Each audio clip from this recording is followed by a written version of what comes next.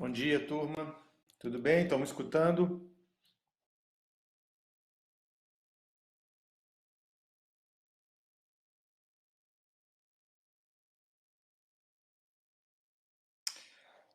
Bom dia, boa semana a todos. Hoje nós vamos iniciar aqui o último módulo, né, da matéria. Primeiro eu queria pedir desculpa para vocês em relação ao seminário, mas na verdade eu fiquei sabendo do seminário na quinta-feira à noite, na véspera do seminário, e quando eu comecei a receber no meu e-mail as apresentações, eu não estava ciente dessa data e eu já estava com 3 procedimentos marcados na sexta de manhã em pacientes idosas, então não pude participar dessa primeira apresentação. Eu já vi lá que na sexta-feira, na próxima e na outra nós teremos também, já me programei aqui para estar com vocês nesses dias aí, que o seminário é muito interessante. Então, hoje nós vamos conversar sobre 2 parasitas, é uma aula rápida, e, essa última etapa tem alguns parasitas interessantes, né? O primeiro que nós vamos ver é uma parasitose que chama larva migrans, né, que é extremamente frequente, principalmente em regiões praianas, né? Nós vamos ver por quê quando a gente fala da larva migrans cutânea, né? A larva migrans visceral já é uma doença mais rara, nós vamos ver que não é tão frequente assim e pode trazer complicações mais sérias. Bom, vamos lá. O conceito de larvas migrans, né, independente se ela é cutânea, visceral, e aí dentro da visceral você tem a ocular, apesar da ocular ela é muito específica, né? A víscera, que é o órgão-alvo, é o olho, né? Então, o conceito é uma doença, na verdade, que as larvas, elas não completam no homem o ciclo, né? Essas larvas, elas só completam o ciclo no seu hospedeiro próprio. E o homem aí, ele entraria como um acidente, né? Então, a contaminação aí do homem, a parasitose do homem, ela entra como se fosse um acidente daquele ciclo. Consequentemente, essa larva ela não completa em uma das 3 formas, seja cutânea, visceral ou ocular, ela não completa no homem o ciclo próprio dela, né? Esse é o conceito aí de larva migrans. Vamos falar primeiro da mais comum, que é a cutânea. O sinônimo aqui é dermatite pruriginosa ou dermatite serpiginosa, ou mais conhecido que é o bicho geográfico, né? Existem espécies aí de homintos que causam essa larva migras cutânea mais frequentemente, e desses mais frequentes, o Ancylostom canino é o mais comum deles, o canino e o brasiliense, né? Então eu tenho o Ancylostom canino, brasiliense, a Uncinária, que estão presentes no intestino de cães e gatos, que são os hospedeiros próprios desses parasitas. Então, nesses indivíduos, cães, gatos, eles vão fazer o ciclo completo, mas no homem não. O bunóstomo está presente também nos bovinos, né? O bovino é o hospedeiro definitivo, o homem entra aí como um hospedeiro acidental. E algumas cepas de Strongyloides stercoralis, Strongyloides meopotami e Procyones. O Strongyloides stercoralis, ele é um parasita humano também. Então, nós vamos estudar aí mais para frente, ainda nesse módulo, a estrongiloidíase, né? Nós vamos falar dela, é um parasita muito interessante, reemergente, né?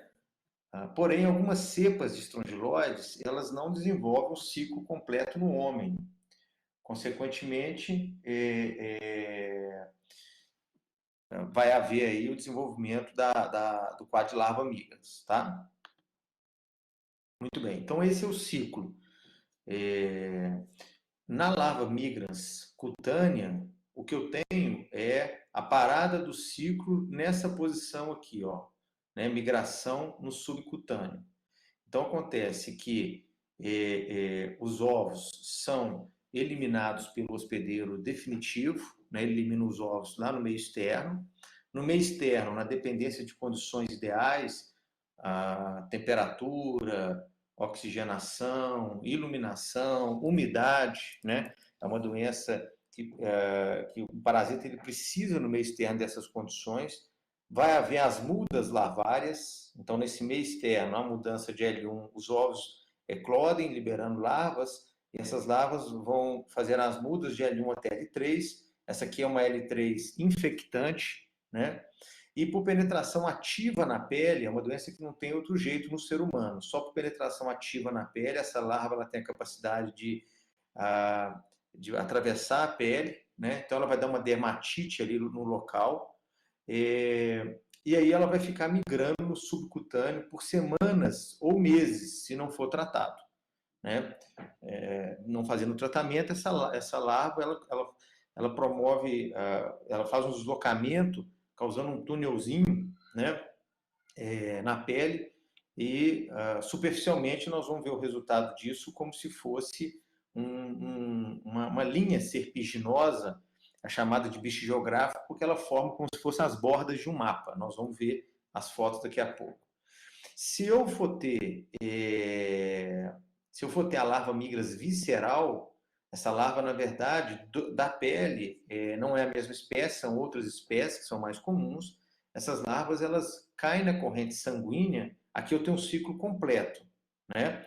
Mas na larva migras visceral, ela cai na corrente sanguínea, e da corrente sanguínea ela vai já migrar para as vísceras e vai fazer ali a migração de uma víscera para outra, causando sintomas, como acontece nas larvas migras ocular.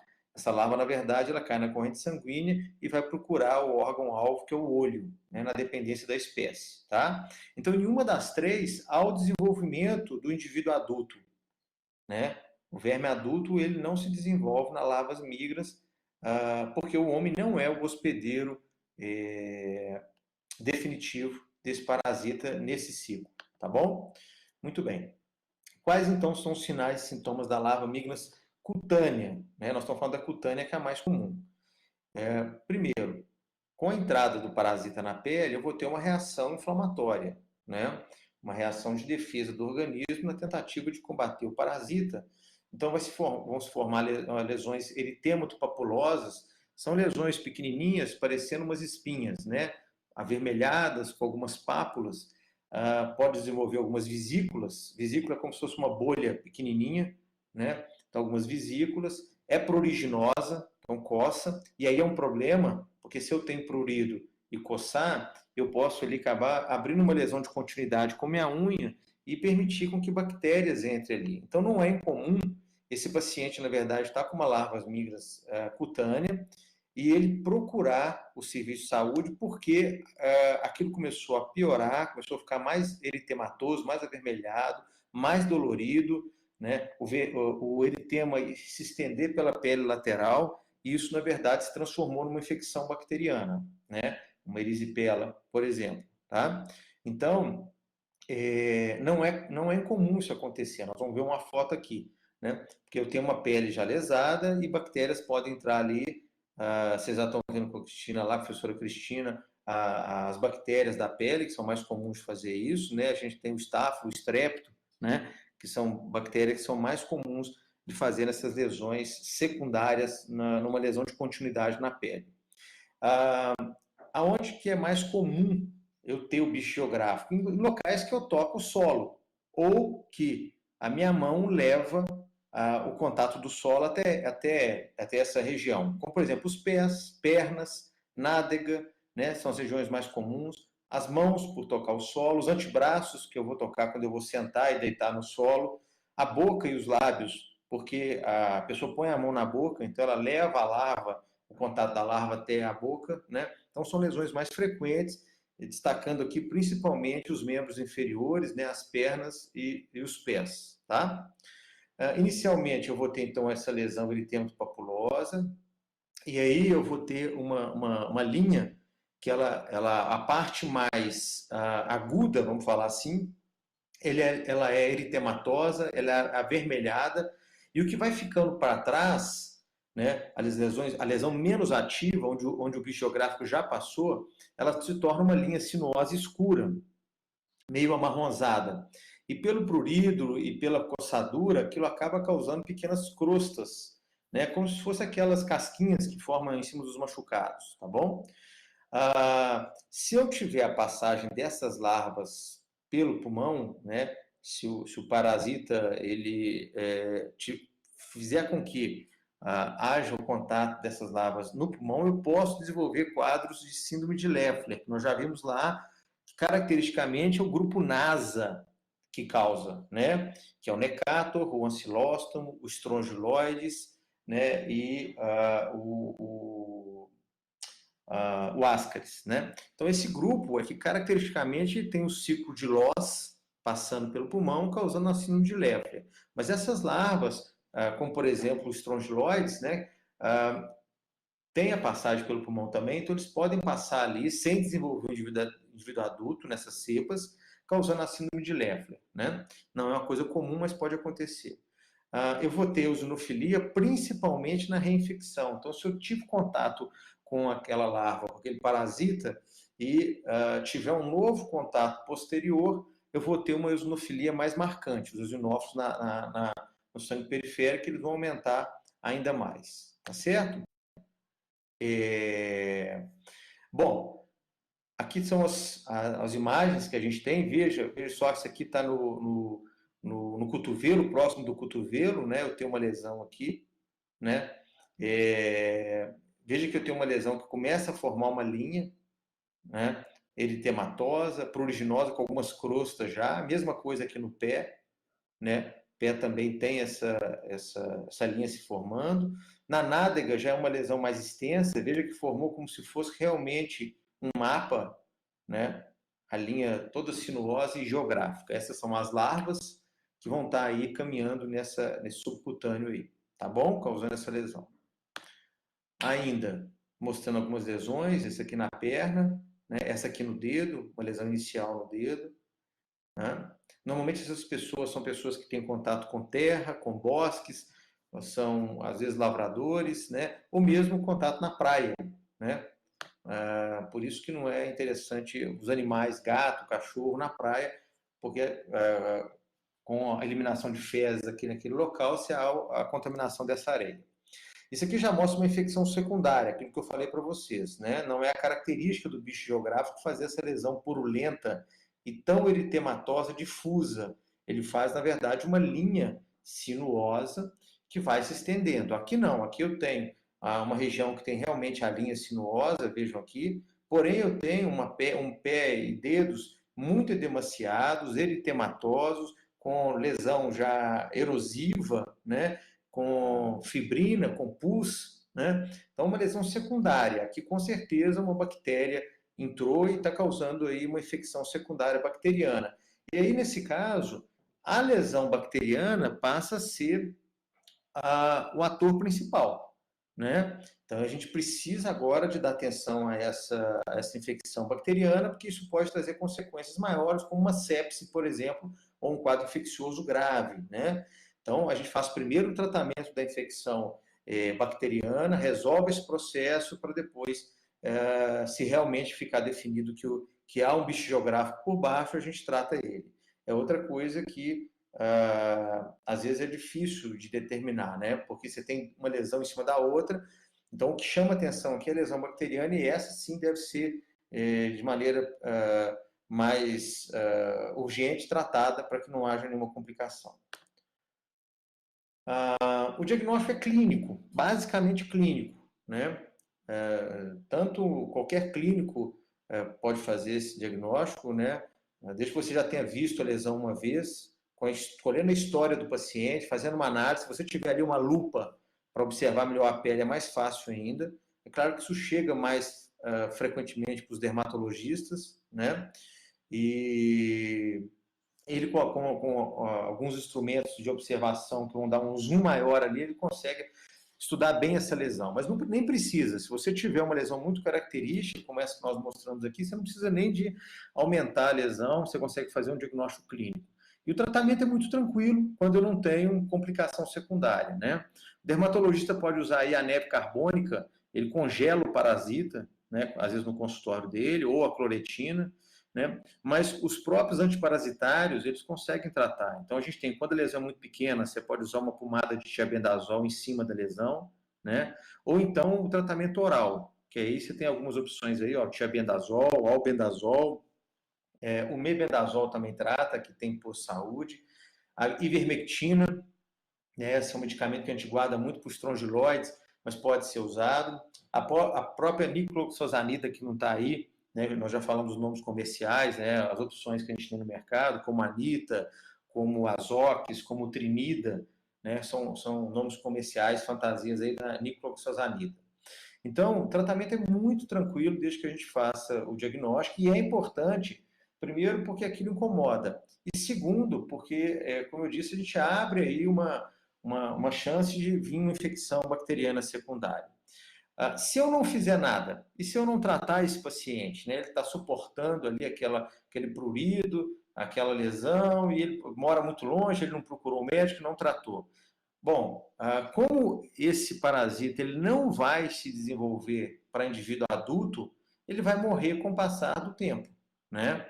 Então, é uma infecção, é um parasitismo que, se não tiver infecção secundária, não tiver complicação, ele vai se resolver com o tempo. É claro que a gente acelera isso com o tratamento do parasita, usando aí os antiparasitários ou outros instrumentos como a neve carbônica para congelar esse parasita, né? Mas se eu não fizer nada, é autolimitado. Muito bem. A lava migrans visceral ocular, né? Você tem aí a visceral e a ocular, né? As espécies mudam um pouco. Aqui, mais prevalente é o Toxocara, né? Tanto o Canis quanto o Cat, que são de cães e gatos, né? O Ancilóstomo canino também é comum, tá? Então, são outras espécies que têm uma predileção aí pelo ciclo visceral e ocular. Interessante é que esses parasitas nos hospedeiros definitivos, eles são transmitidos da cadela para o filhote intraútero ainda. Então, os cachorrinhos, os gatinhos novos, eles já nascem com parasita, né, quando a mãe, né, a cadela é portadora do parasita, muitas vezes, tá? Eu tenho aí a contaminação dessas espécies de parasitas já são por transmissão oral, né? Fecal do animal para o homem, né? Como o homem não desenvolve o indivíduo adulto, né? Desses parasitas, o homem não transmite para o homem, né? Então, isso aqui é uma zoonose que é transmitida do animal para o homem. Então, o homem vai fazer ingestão de ovos contendo a L3 infectante, que é a larva L3, né? Vocês já podem imaginar, porque como são cães e gatos, né, são mais próximos da gente, então esses animais contaminam os alimentos do homem, a água e a própria mão, né? Você passa a mão ali no cachorro, no gato, e ele evacuou, ficou agarrado ali ovos desse parasita no pelo dele, no rabo desses animais, né? E você levou à boca. Então há uma ingestão desses ovos, e aí vamos lembrar que os filhotinhos já, algumas vezes, já nascem com parasita. Então isso é muito importante, né? Porque você pega, você deixa, fica mais próximo de você, e acaba que é importante você não colocar a mão na boca depois de ter contato com esses animais e lavar bem a mão, né? Então, a ingestão desses ovos, eles passam pelo estômago, recebem a ação de agentes redutores, ácido clorídrico, sais biliares, chegando no intestino delgado, eles eclodem, liberam as larvas, né? Essas larvas vão penetrar na mucosa intestinal, cai na circulação, e aí ela vai para, se for uma larva amiga visceral, ela vai para as vísceras mais comuns, né? Fígado, baço, pulmão, medula óssea, né? Ela vai migrar, mas sem desenvolver aí o ciclo do parasita adulto, né? Ela migra de víscera para víscera, normalmente. Existem algumas cepas dessas espécies que elas têm uma predileção pelo olho, né? Então, o santuário passa a ser o olho e aí eu tenho a larva migrans ocular, tá certo? Após migração dessas larvas, se eu não faço nada, se eu não trato, se eu não faço abreviação do parasitismo, elas não vão ao indivíduo adulto. Então, isso vai ter um fim. Um parasitismo que ele é autolimitado, mas ele pode trazer consequências nesse período em que está ativo, principalmente a larva migrans ocular, né? Então, o ideal é que a gente, descobrindo o parasita, fazendo o diagnóstico, faça o tratamento mais precoce. Não há transmissão homem-homem aqui, né? Nós já vimos isso. Com o passar do tempo, essas larvas, se não forem tratadas, vão morrer, e naquela região onde elas estão ou passaram, vão formar pequenos granulomas, né? Não é incomum a gente encontrar num exame ultrassonográfico ou tomográfico feito por outro motivo num paciente adulto, algumas microcalcificações, né? Quando essas lesões são desprovidas de características neoplásicas, não é uma outra coisa, né? Muito provavelmente foi isso que aconteceu. Foram parasitas que passaram pelo fígado, não necessariamente a larva migrans, né?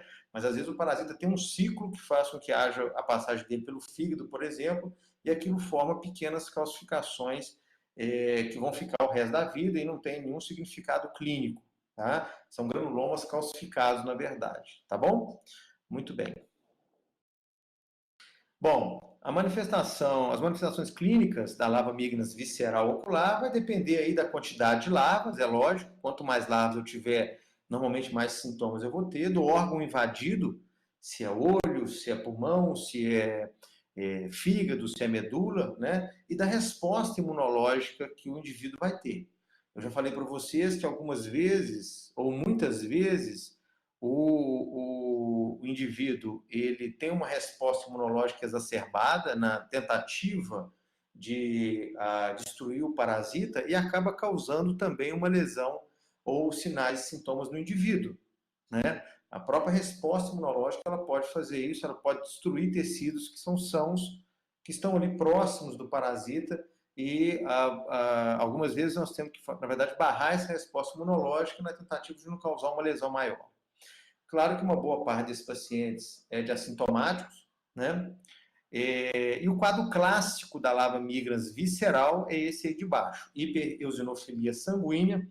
Então, eu tenho aumento de eosinófilos no sangue periférico, hepatomegalia, que é leve, né? Aqui eu tenho aí 1, 2 dedos de crescimento do fígado, né? E linfadenite, que é o aumento, ou linfadenopatia, que é o aumento dos linfonodos, esses linfonodos distribuídos aí por todo o corpo, né? Então, esse é o quadro clássico da larva migrans visceral, linfadenite ou linfadenopatia, né? Hepatomegalia leve e hipereosinofilia sanguínea. Bom, ainda como quadro clínico, na passagem pelo pulmão eu posso ter tosse, eu posso ter dispneia, né? Dependendo do número da quantidade de parasitismo, de parasita, eu vou ter anorexia ou hiporexia, que é a diminuição do apetite, desconforto abdominal, né? Posso ter um abdômen, não dor intensa, mas desconfortável, né? Principalmente em hipocôndrio direito, onde está o fígado. No raio-x eu posso ter um infiltrado ou na tomografia. Lembrem que quando eu tenho esse infiltrado, normalmente ele é causado por eosinófilos, e aí é a fisiopatogenia da síndrome de Leffler, que é um infiltrado eosinofílico pulmonar migratório, né? Então o paciente pode desenvolver a síndrome de Leffler, que é tosse, dispneia, febre baixa, né? Chieira, né? Então, isso confunde algumas vezes, ou muitas vezes, com quadro pneumônico, com pneumonia. E essa inflamação eosinofílica pode sim predispor aí esse pulmão a uma infecção bacteriana, né? De novo, se isso acontecer, como aconteceu na larva migrans cutânea, se você detecta que pode ter uma bactéria, essa torna-se agora o ator principal, né? Porque as consequências são maiores. Então, nós vamos fazer o tratamento, muitas vezes, desse quadro pneumônico bacteriano. Esse paciente melhora os sintomas que a bactéria causa, mas às vezes permanece com sintomas da síndrome de Leffler, né? Permanece ainda com tosse, com cheira, com infiltrado ali migratório. E aí você vai suspeitar que esse paciente está com uma síndrome de Leffler e fazer o tratamento específico para o parasita. Manifestações neurológicas são raras, mas pode acontecer, né? Principalmente crises convulsivas, né? Existe uma relação desse vírus com a poliomielite, isso hoje no mundo é de menor importância, né? Principalmente porque a gente tem a polio na maioria dos países erradicada, ou num número muito, muito reduzido, né? Então isso tem pouca relevância nesse momento agora para a gente. A lava migras ocular, né?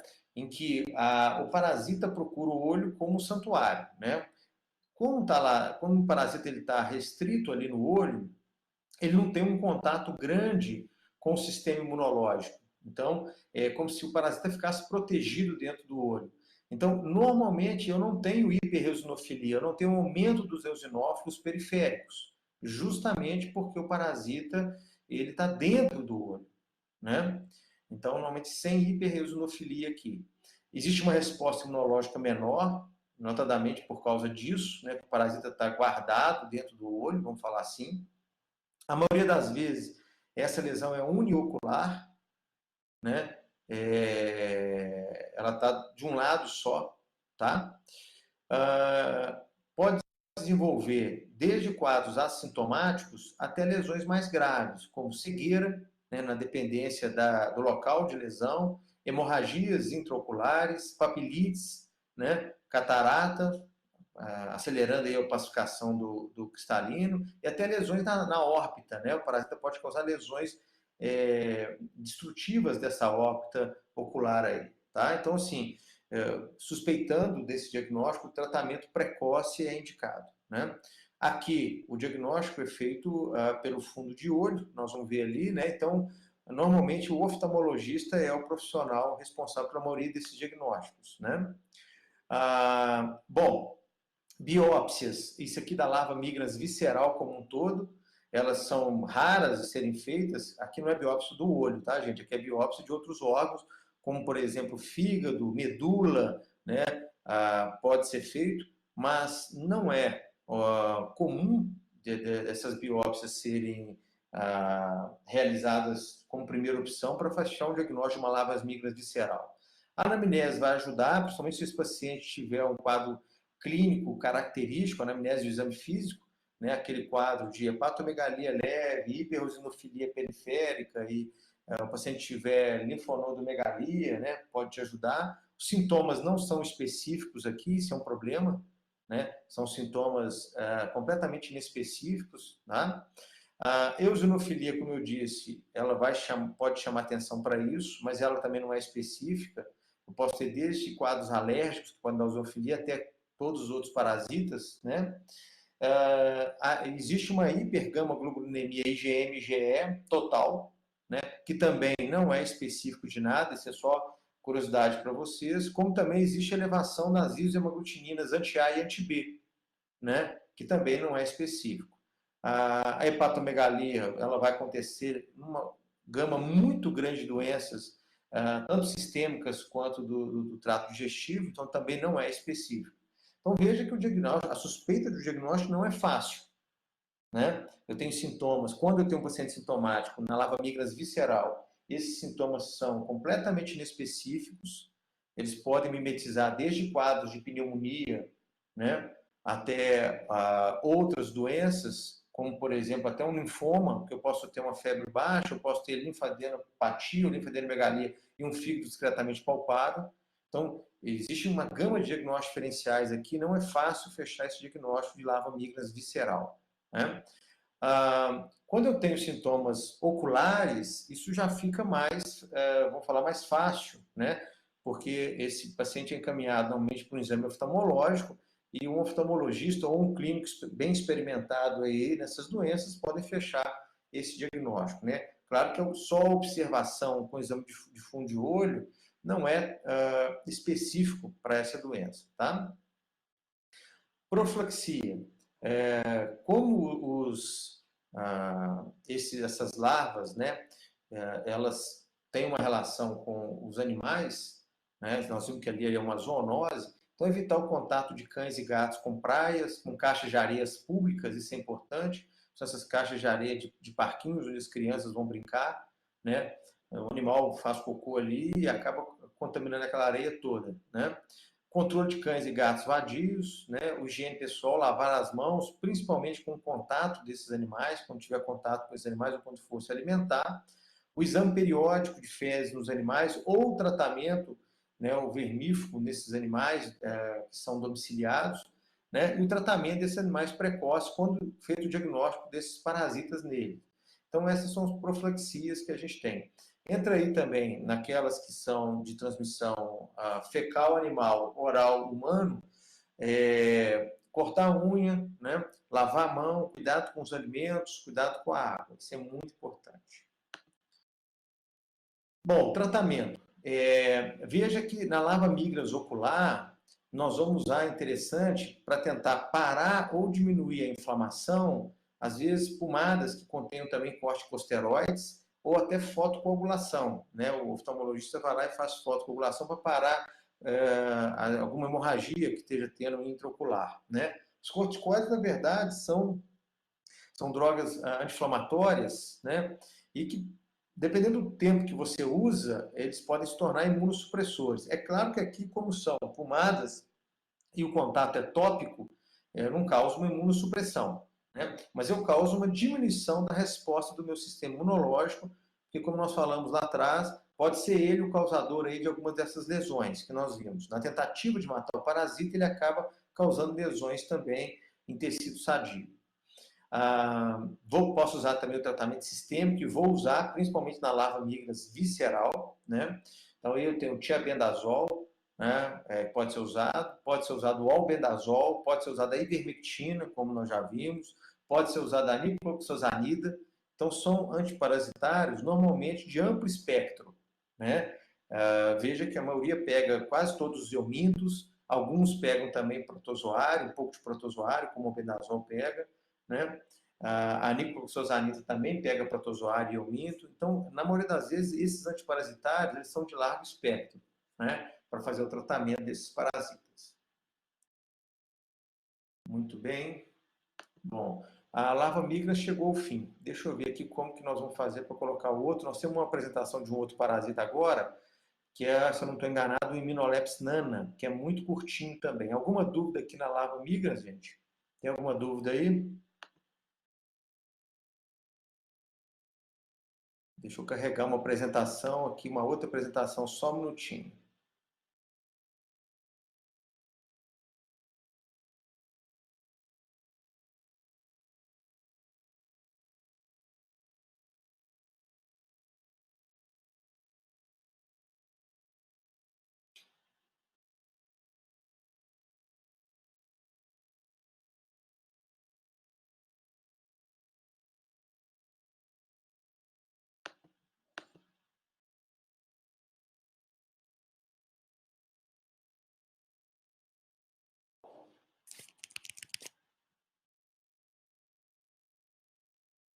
Só um minutinho.